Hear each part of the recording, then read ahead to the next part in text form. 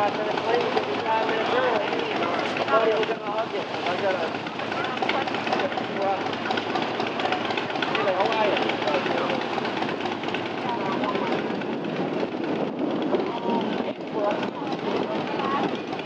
Senior center. Oh, you do? I work with Kevin. Yes. The veteran services. Yes. So I hang my hat in Amesbury. Yes. And I say Amesbury because I live in Seabrook. That's why I say that. I love though, because I'm at Longville Gardens, so somewhere in the back there it is. That's where we live. Just follow straight, either left into places will come out. You take a right on Ledge Road. I saw you ran across like 4 miles. 4 miles from my driveway to the senior center. it's gorgeous. And I was walking there, I just see the sidewalk, you know.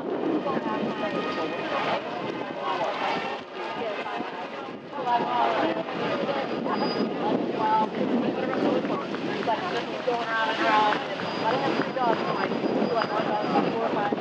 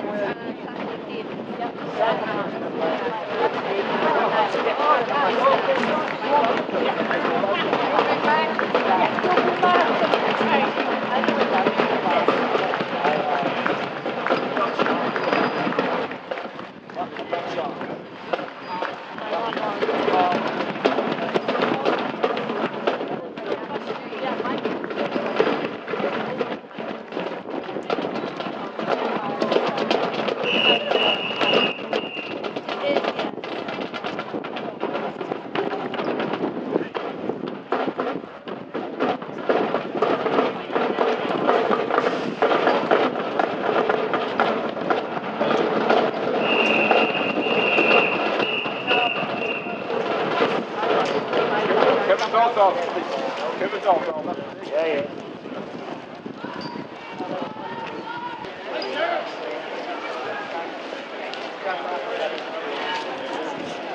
She had one yesterday.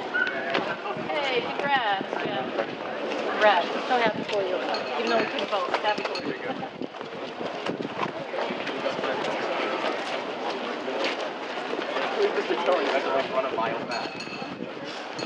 Sambo.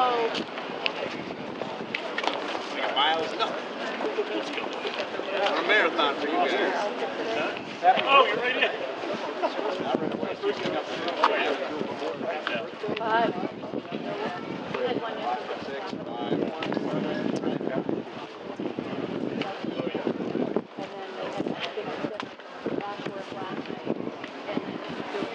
About 5.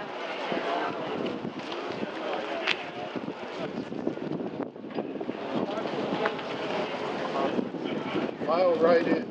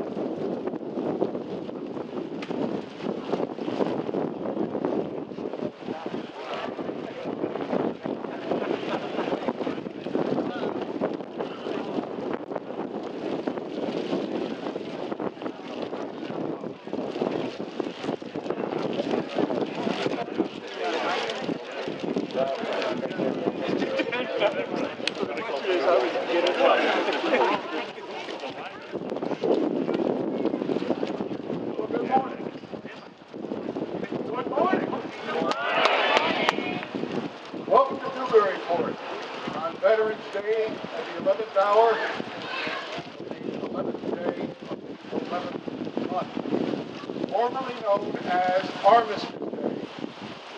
My name is Kevin Hutt. There are 13 days till Thanksgiving and then 29 days to Christmas. That's how much.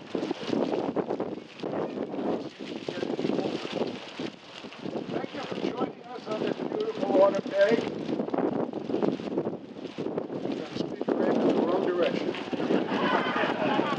sounds a little different now. I thought I sounded loud.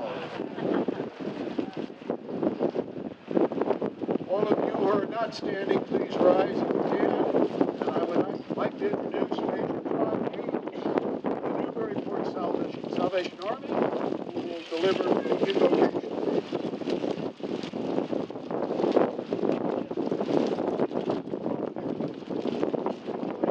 Please join me in a word of prayer. God, you are our creator and provider. You are our light, our protection, our wisdom and strength. Lord, you called our forefathers to establish this great nation and to hope for a land of freedom. We praise you for this great nation. You have called many of our best and brightest and most brave and loyal men and women to stand and defend our country in each branch of our military. We gather today to remember these men and women. We acknowledge that because of their service, we live in safety as free men and women. We ask that you bless those who have served.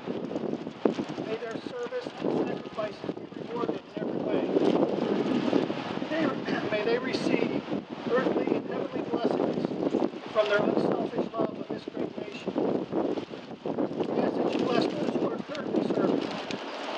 Provide them with your protection, your strength, and your peace. We ask that you provide for all their needs, help them to overcome every obstacle, and watch over and protect their families.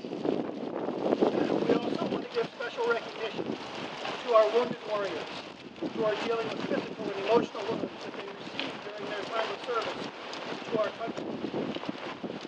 We ask that you would bless them with the best treatments available and bless every effort to help them.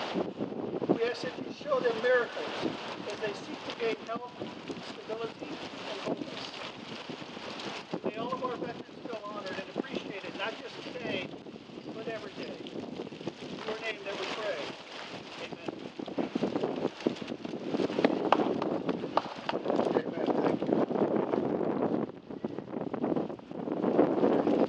Please remain standing.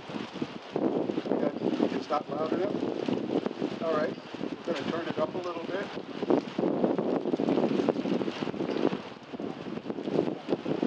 How's that? A little better back there? All right. Thank you. Please remain standing for the national anthem. We're going to have the national anthem performed by the Newburyport High School Band, but before I let him give a downbeat, I'd like to say that the leader of the band is Army National Guard Sergeant Stephen Cohen, who tonight will be singing the Star-Spangled Banner at the Boston Celtics game and also sang it Monday night for the Beach Boys concert.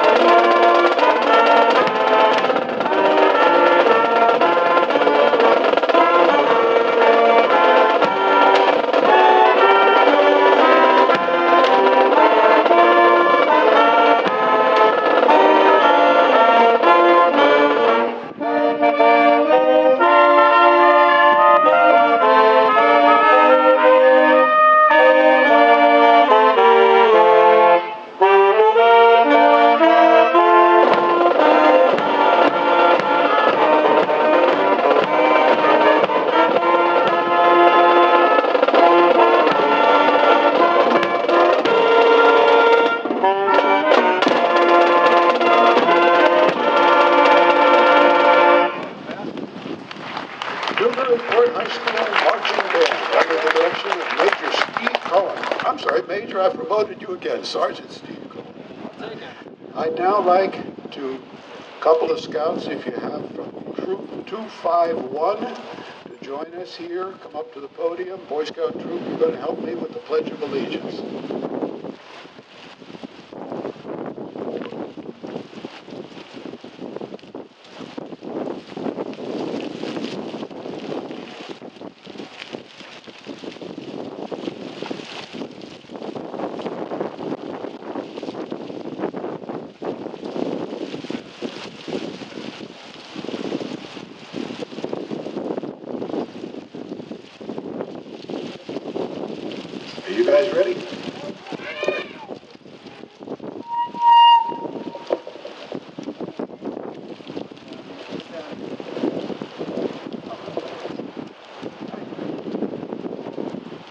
I pledge allegiance to the flag of the United States of America, and to the republic for which it stands, one nation, under God, indivisible, with liberty and justice for all.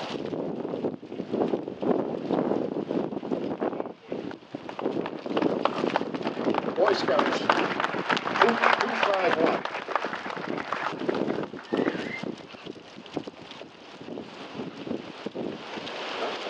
Now it's windy, but it's supposed to be even windier later in the day, so I think we should be happy we're out here now.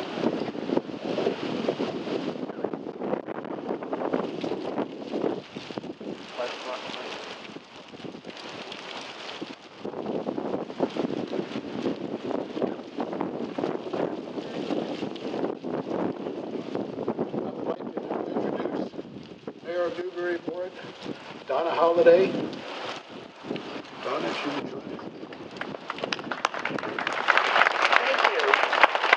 I would like to take a moment and introduce the distinguished guests on our platform with us today. Sheriff Frank Cousins,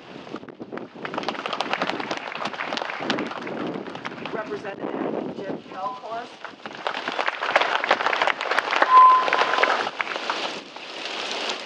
City Council President and Ward 6 Councilor Tom O'Brien, Ward 1 Councilor Sharif Zeid, Ward 2 Councilor Jared Eigerman, Ward 3 Councilor Robert Cronin, Ward 4 Councilor Charlie Tontar, Ward 5 Councilor Larry Junta, and our school committee member and active member in the Boy Scouts, Bruce Menon. Thank you. I would like to recognize Sheriff Cousins. As most of you know, Frank has been our sheriff for several decades and has done an amazing job running the Sheriff's Department in Essex County. This will be his last Veterans Day as our sheriff. Would you please give a warm welcome and a thank you to Sheriff Cousins.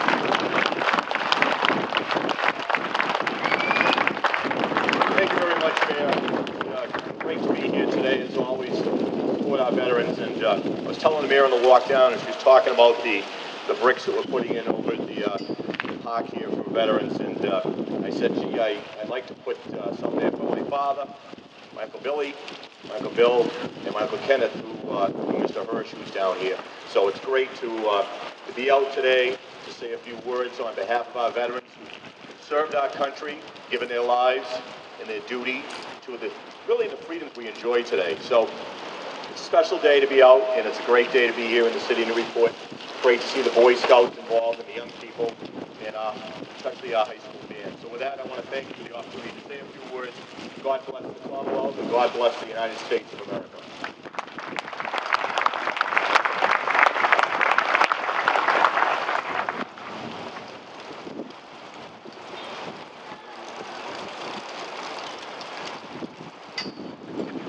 Next, I'd like to give the opportunity for our newly re-elected state rep, Jim Kelkhorst, to say a few words.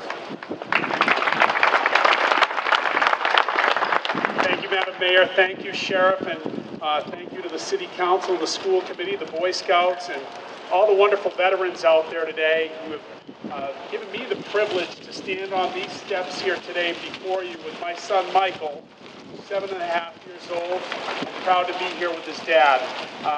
This is just a really great day to recognize those men and women who have served in our armed forces and given me this privilege to be your state representative. I'm honored, and I really enjoy representing every single one of you. So thank you as I join you here on this 11th day, at the 11th hour of the 11th month, on this very special day, Veterans Day.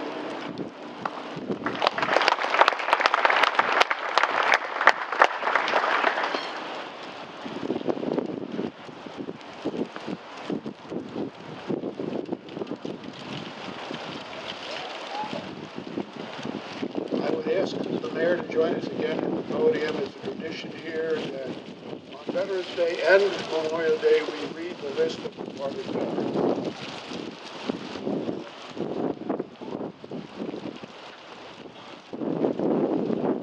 Today, as Kevin said, it is a tradition that on Veterans Day and Memorial Day, we read the names of those veterans who have departed in the last 6 months. Again, we ring a bell for each departed veteran. The bells correspond to their branch of service. Today's bell masters are Army, Bruce Campbell, Navy, R.C. Kingsbury, and Air Force, Joe Vecchione. Sorry, Joe. And now in the order in which they left us, Newburyport's departed veterans. Tony Raven, United States Navy. A Newburyport firefighter. He died in the line of duty earlier this year.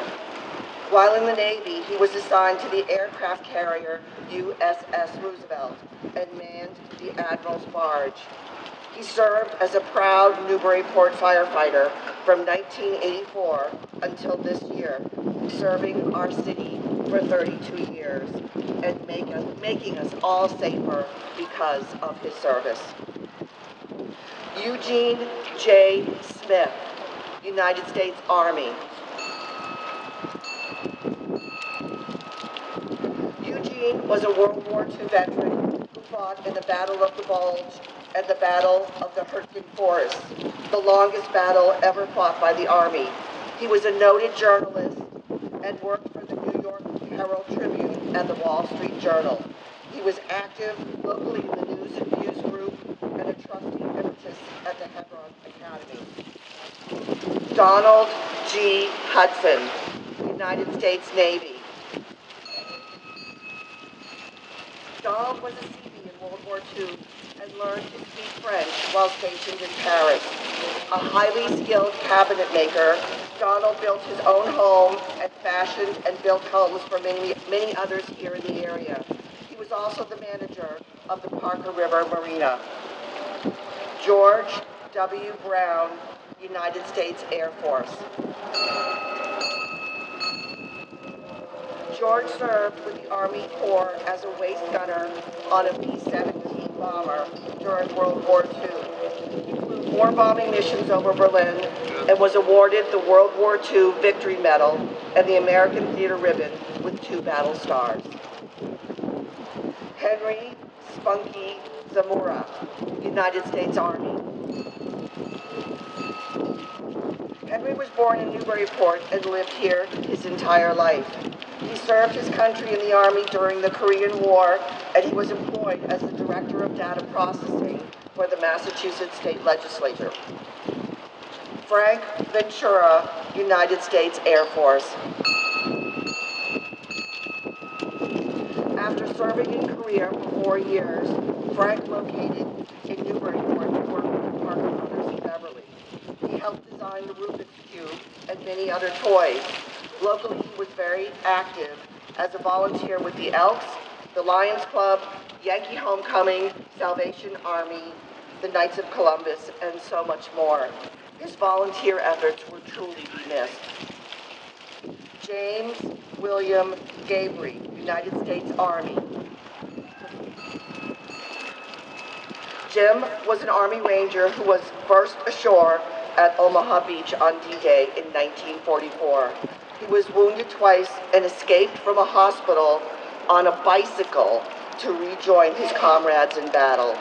In 2008, he was inducted into France's Legion of Honor as a Chevalier. He also said he was a patriot, not a hero, and that his 5th Ranger Battalion comrades deserve all the recognition. Alex Terzes, United States Army.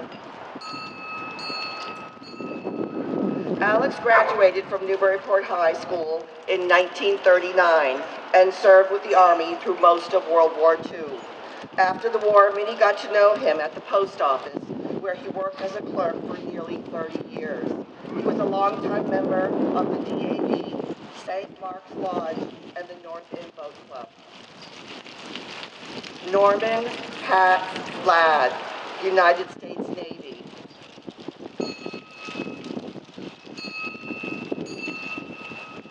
Pat enlisted in the Navy in 1943 and served aboard the LSD in the Pacific during World War II. After the Navy, he began a 25-year career with retail delivery stores, followed by 10 years with the Newburyport Housing Authority. He was admired as a man who took the time to listen and was a true gentleman. David Tierney, United States Navy. Dave served as a member of the first crew aboard the nuclear aircraft carrier USS Enterprise. He was a member of the Newburyport Board of Appeals, as well as serving as a board member for the Institution for Savings. He was recognized as a Newburyport's Realtor of the Year in 1990 and again in 2010. Thomas Frederick, United States Navy. Tom came to Newburyport late in life after enjoying a richly diverse life, which included being a jet test pilot, flying missions in Vietnam and the Gulf War, and uniquely as the private pilot for Ugandan President Idi Amin. Much of his life was spent enriching the lives of others on a small island off the coast of Scotland, where he managed a castle. James Gaines, United States Navy. Jim served the city of Newburyport in a variety of capacities. For over 30 years, he was the head of the city's planning board, as well as the planning director under Mayor Ed Bowman. At one time, he was the manager of the water department. Later in life, he directed his energies to finding homes for battered women, those struggling with addictions, and returning veterans. Robert Rob Daigle, United States Army. Rob was born in Newburyport and attended local schools where he learned and excelled in baseball, a sport that would become his lifetime vocation. In the Army, he served in the artillery and was in the Persian Gulf during the Persian Gulf War. His life specialty was environmental services, and he twice received a prestigious national award denoting his services to the environment. Joseph Callery, Jr., United States Navy. Joe was in the Vietnam War. He was a technical engineer with a passion for photography, which led to the formation of the Plum Island Camera Club and years as a photography instructor at Northern Essex Community College. He was a world traveler with a fondness for Germany. Robert A. Brown, American Field Services.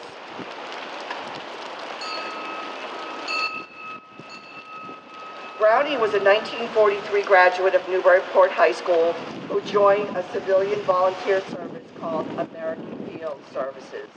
He served on the front lines with the British Army in India and Burma. In 1989, American Field Service volunteers were officially granted status as United States veterans.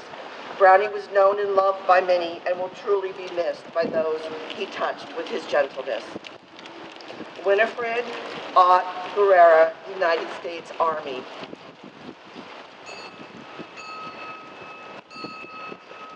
During World War II, Ott was stationed in the Philippines as a lieutenant with the Army Nurse Corps. She continued her career as a school nurse in North Andover and Maine, as well as a private duty nurse in Florida, and a school aide in Newburyport. She leaves behind 11 grandchildren and 15 great-grandchildren. John Allison Jr., United States Army. John served overseas with the Army during World War II for more than 2 years. He was a certified public accountant and retired after a long career with the United States Defense Contracting Office. He loved Plum Island, feeding the local birds, cleaning, and especially preparing brunch on Sunday for family and friends. Would you please join me in a moment of silence as we recognize these veterans we lost and remember all their work.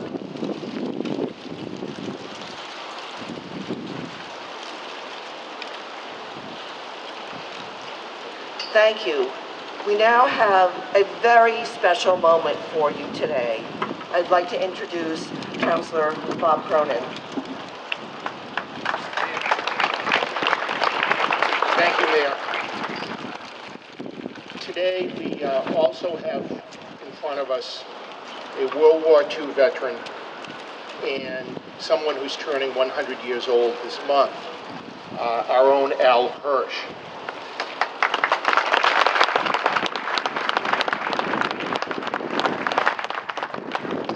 They are now named the greatest generation, but to many of us, they weren't veterans. They were just dads and moms, uncles and aunts, neighbors down the street.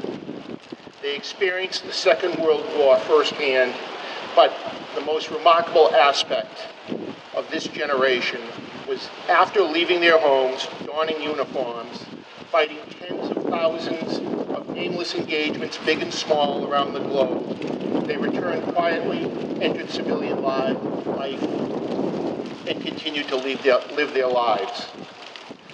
I had the remarkable luck to introduce two neighbors to each other that were World War II veterans. One, a B-17 ball turret gunner, the other, a deck officer on the HMS Enterprise, a Royal Navy ship. Ed Metcalf flew his 25th mission on June 6, 1944, flying over the D-Day invasion armada, which included Royal Navy Lieutenant Jeffrey Mullis below. There was a third veteran in that group that lived down at River's Edge condominiums where I live, whose story I just recently learned.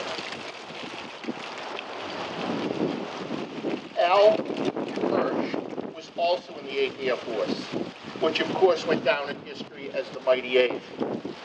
Al was born in Newburyport in November 1916 under the clouds of the First Great War.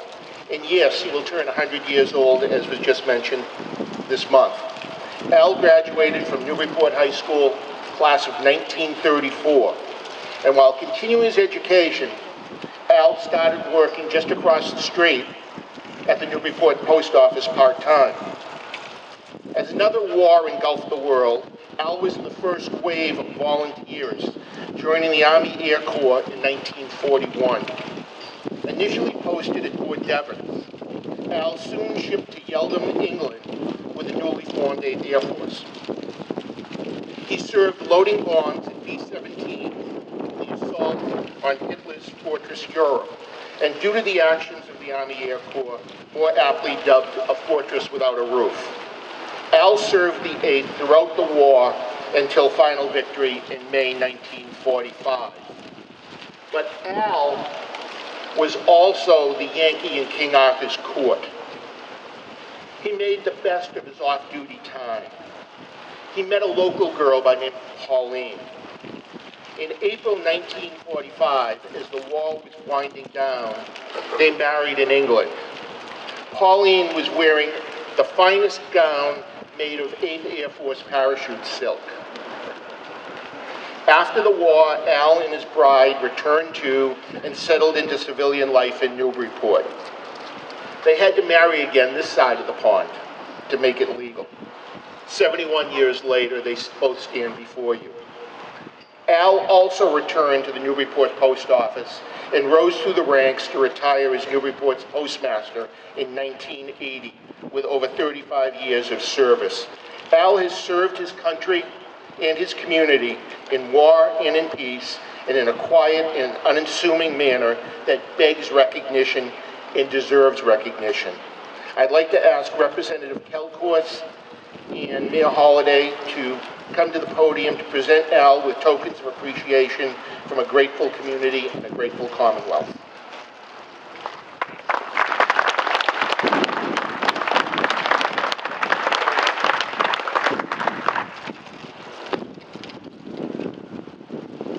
our Senator Kathleen O'Connor Ives has obtained this official citation in honor of Al. And as most of you know, she just recently had a baby son. So congratulations to Senator Ives, and we look forward to seeing her soon. Commonwealth of Massachusetts State Senate official citation. Be it known that the Massachusetts Senate hereby extends its congratulations to Albert Hirsch in recognition of the momentous occasion of your 100th birthday. With sincere gratitude for your service in the armed forces during World War II and your tenure as Newburyport Postmaster. And be it known that the Massachusetts Senate extends its best wishes for continued success, that the citation be duly signed by the President of the Senate and attested to, and a copy thereof transmitted by the Clerk of the Senate. It's signed by the Senate President Stanley Rosenberg, the Clerk of the Senate William Welsh, and offered by Kathleen O'Connor Ives this November 11, 2016.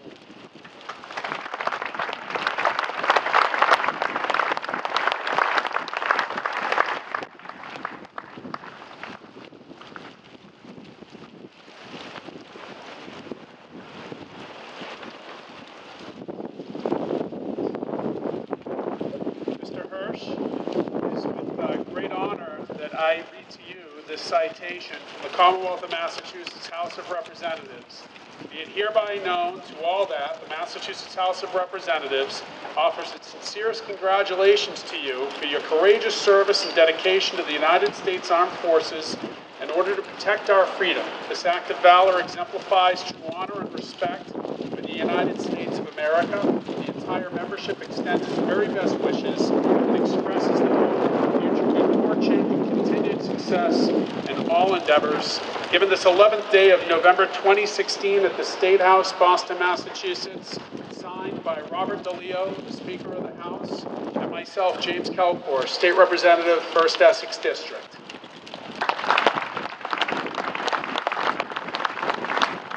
Sergeant Cullen, could we have a happy birthday? That's it. 1, 2.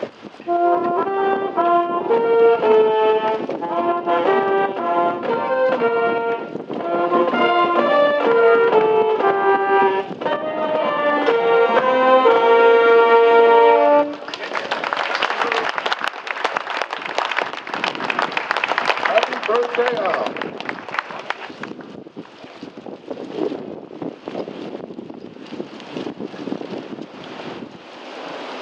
Don't we all wish we could get to be 100 someday? Wouldn't that be nice?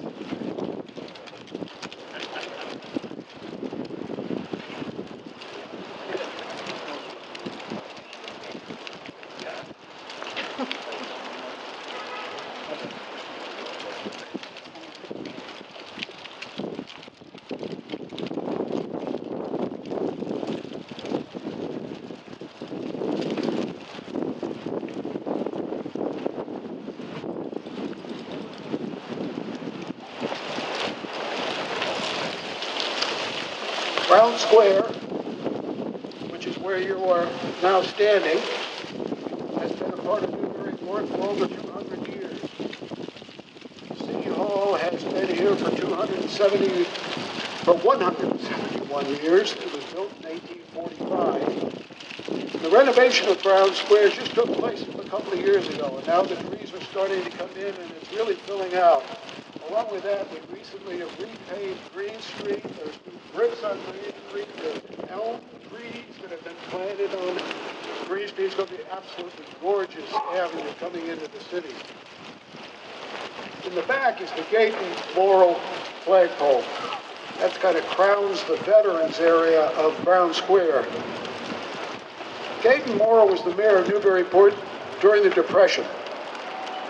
At one point, he gave the city an awful lot of his own money just to keep the city surviving. He's the one who built the beautiful high school that we have up on the High Street, and he bought it. He paid $320,000 for that. It's all it cost to build that beautiful building back then. By no small coincidence, there's a foundation in his name that lends support to the city in so many ways. The pole on that flagpole, there's a flag flying that has 2 stars on it, 2 gold stars. Those gold stars specifically remember 2 veterans, but it also remembers all the veterans in Newburyport who have died. Those 2 veterans are Sergeant Derek Hines, First Lieutenant Derek Hines and Sergeant Jordan Shea. We have launched a special program this year. We announced it at Memorial Day, and you can see the work in progress right now. That's our brick program. And what it means is that you can buy a brick and have the name of a deceased veteran inscribed on that brick. The brick is then placed in Veteran Square. We now have about almost 30 of them in place. The program is ongoing. We hope to fill the whole square over there with inscribed bricks. The nice part is, after the money is spent for the cost of the brick, any money left over is used to revitalize military memorials in the city. We've already had enough money to do the Cornelius Doyle Triangle, which is up on High Street, where Ferry Road and High Street come together. At Atkinson Common, there's a Cornelius Doyle was the young private in World War I, first Newburyport veteran in World War I to lose his life. And our next project will be a flagpole replacement at the Back Bay Boys flagpole, and that's that flagpole that's behind CVS, back at the corner of the parking lot. And if we get enough money together, we are going to restore the tablets that you see behind me on either side of the doors. Those represent a roster of all of the World War I veterans who served, none of whom are alive, but it would be nice to restore that fund, those 2 tablets to their new glory. On the flagpole that you see up here to my left, this American flag was flown over Fire Base Farah in Afghanistan. It was presented to the city by Sergeant First Class David Stanwood, a resident of the city and a retired member of our United States Army. I might add that David is just one of 3 members of the Stanwood family who served valiantly in our armed forces. One of them works with me, and he's standing right over there now, and he doesn't want to take any recognition, I'm sure. Lining the wall in front here are American flags donated to the city by the Exchange Club of Greater Newburyport. These special flags also flew out at the Bartlett Mall during the Exchange Club's moving 9/11 ceremony. Every year on the Sunday closest to 9/11, the Exchange Club puts on a display of these flags. You can buy a flag for, I think it's around $40 or $50, and you dedicate that flag to any individual that you feel is noteworthy of the flag. And then you can take the flag back if you want. The Exchange Club of Greater Newburyport is really a wonderful group. They do so much, and that's just part of what they do, that wonderful fundraiser out here. I want to say a few quick thank yous. I want to thank the high school band. These guys are terrific. Under Sergeant Cohen. You know, they're kind of forced to do military music and patriotic music, but these guys can do a lot more than that. And if you get a chance to hear them at any time, don't miss it. I want to state a strong thank you to the Boy Scouts.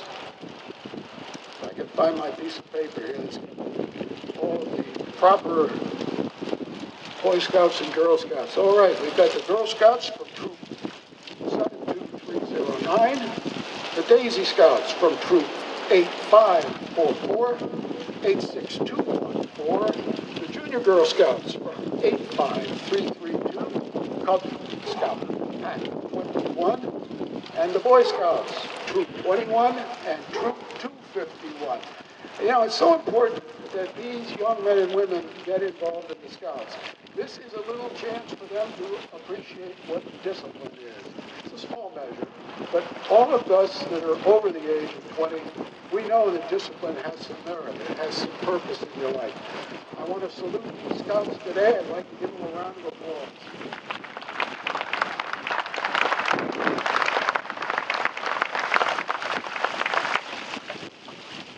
I also want to thank our motorcycle riders. There's a group that you might have seen, or you certainly heard at the beginning of the parade. They are representative of Patriots for American Veterans, also called PAVO. I'm just going to give first names here. That's Frank and Dick and Quince and Mark and Johnny C. and Joe. Thank you very much. Well, a strong thank you to Rich Banks, who likes to stay in the background, and also his family, Leanne Banks, who helps put the flags out here, donates the flags, has a lot to do with the bells that we're rigging here. You might have seen him earlier. He's actually the guy who came up here and spotted because the speaker was aimed the wrong way. I want to thank the Honor Guards who take the time to come out today. We have the Newburyport Police Department Honor Guard. We also have the Coast Guard Honor Guard. You know, we don't take enough time to thank our local police and fire departments. Not only do they come out on a day like this and they provide a little extra help, when you go to bed at night, they're still awake. They provide that extra feeling, that safe feeling that everything is going to be okay. First responders play such a key role in your life, and once you're over the age of 50 and you learn how to dial 911, they begin to play an even more important role in your life. So, a little thank you for the police and fire department.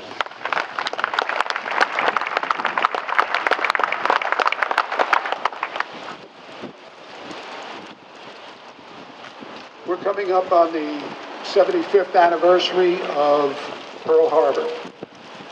That was World War II, the beginning of World War II. Newburyport was quite different from then. The wars today, these ongoing wars that we see them fighting, we've been fighting for the last 25 years,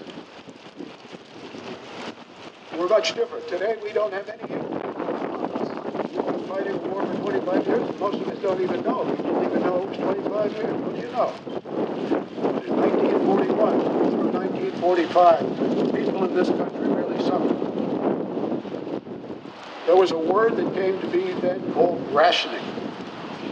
Rationing meant you couldn't get what you always thought you could get. If you wanted gasoline for your car had to have a letter on it. The letter was how many gallons of gasoline you got. If you were an average Joe, you got 3 or 5 gallons of gasoline, and that might take you 30 or 40 miles that week. You could get more gasoline. If you wanted sugar, you had to use a special ration book to get sugar.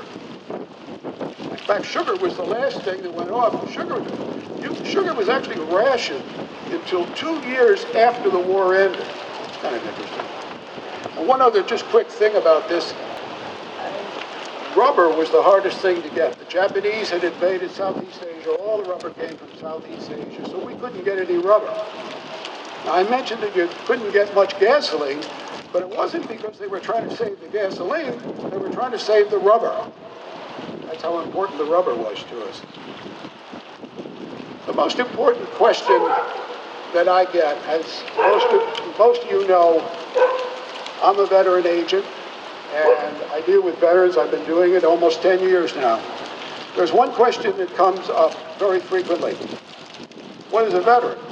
Am I a veteran? I want to give you an example of why that's a confusing question. I want you to think of a man or a woman who enters the National Guard, serves for 26 years in the National Guard, every summer does 2 weeks of active duty for training, and then comes and says, am I a veteran? Well, what do you think the answer should be? Yeah, that's a veteran. No, they're not. Under the confusing rules that we have on the state level and on the federal level, that individual is not a veteran. In my humble opinion, I'll tell you who I think a veteran should be. Every one of us who is a veteran, and that includes members of the National Guard, at one point raised their hand and they said, I will swear to uphold the laws of the United States, and they took an oath. And that oath meant that when the oath was over, they were in the ownership of that armed force. They couldn't go home. And not only that, they were also capable of being sent to their death within 2 or 3 days. They don't know where they're going to go. So anyone who raised their hand was facing their own death when they did that. So that individual who raises their hand and says, I swear to God, if he or she walks out and falls dead on their face right after that oath, they died a veteran, as far as I'm concerned. And I'd love to see those laws changed.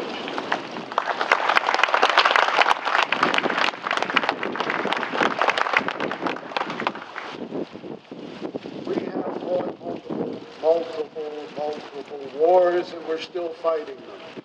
If you speak with veterans, they don't like war. Anyone who has ever been in combat will tell you it's the most terrible thing they've ever experienced, and they would not wish it on anyone.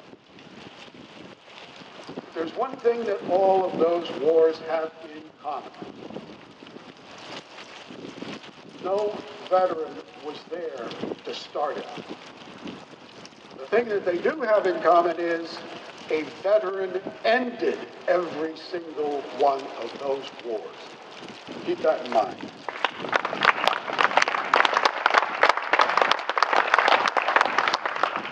That's about all I'm going to say here. Does anybody else have anything they wish to say? I would ask that, once again, Kevin works very hard to pull this amazing ceremony together to honor veterans. Would you please give him a warm welcome?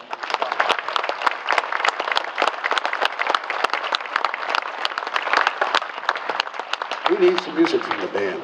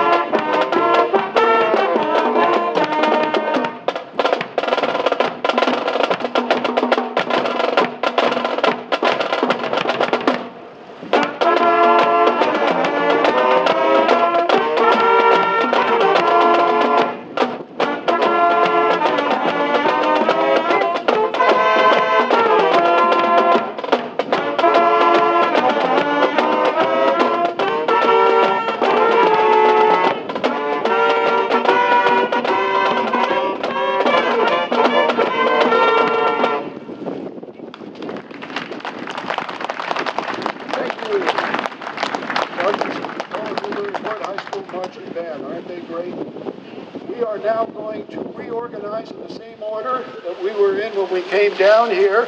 If you could fall in out on Green Street, we're going to take a walk, a little walk. All of you can join us.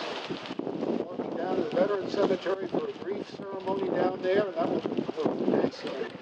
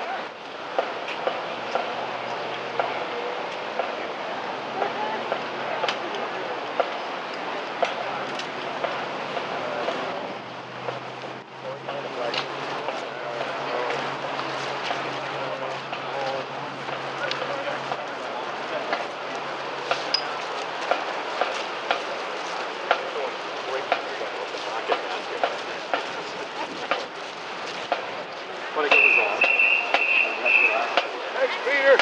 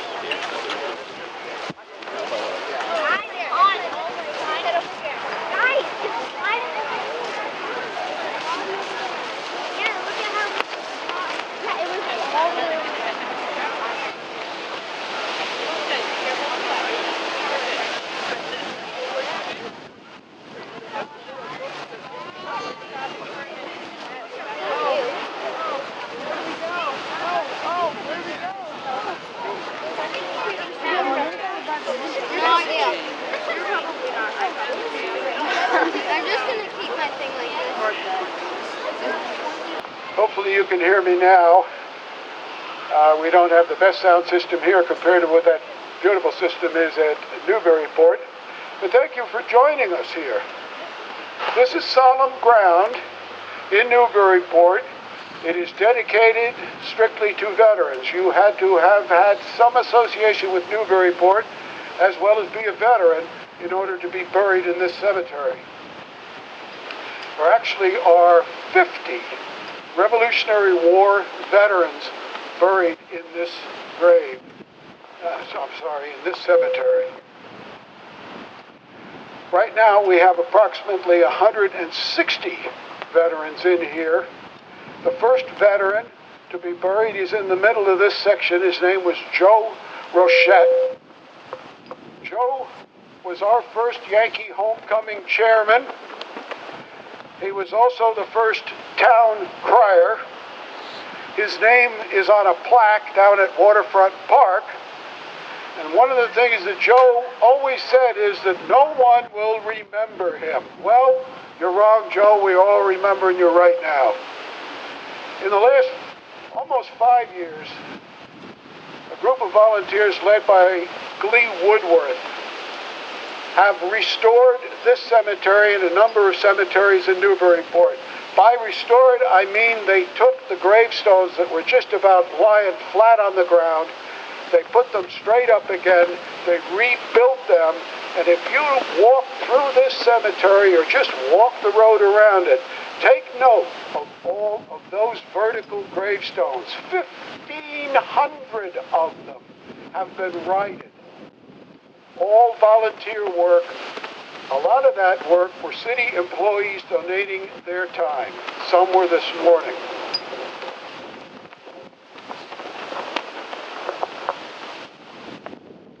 I'm now going to ask the mayor to join me. We'd like to do a wreath.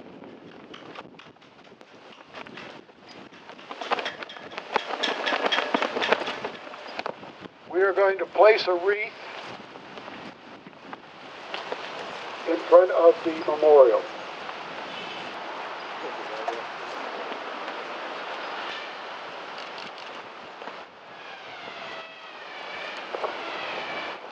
I have in a box up here about 160 small flags, and I'm going to ask that some of the scout leaders organize their scouts after the band has completed and after we've heard taps to come up here, take a flag, and place that flag at the grave of one of our veterans here.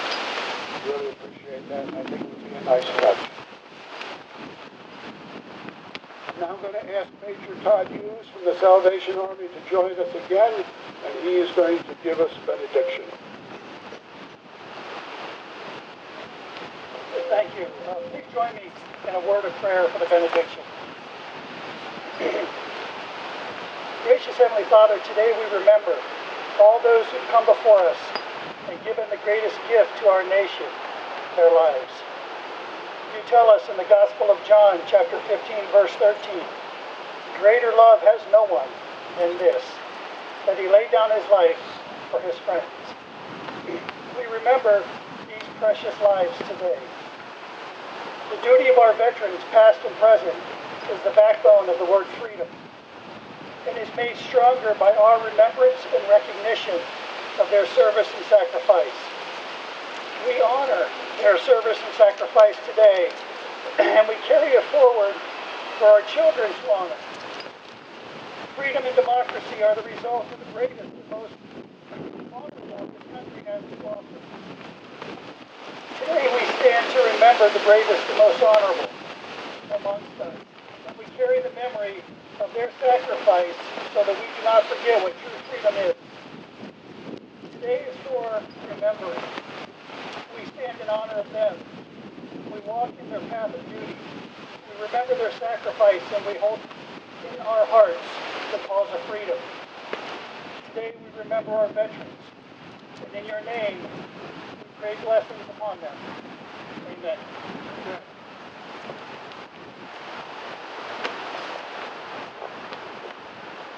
Thank you, Major Hughes. I now ask that the band play some appropriate music.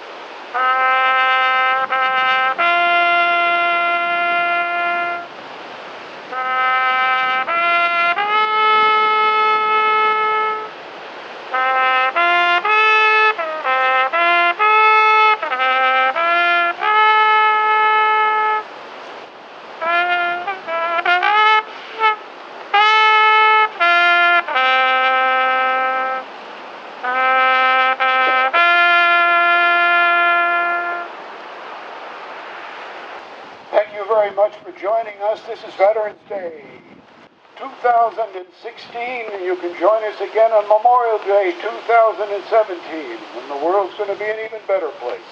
Thank you. Enjoy the rest of your day.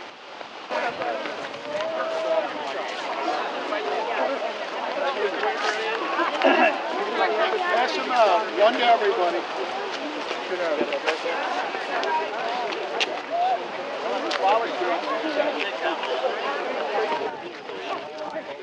Out here now.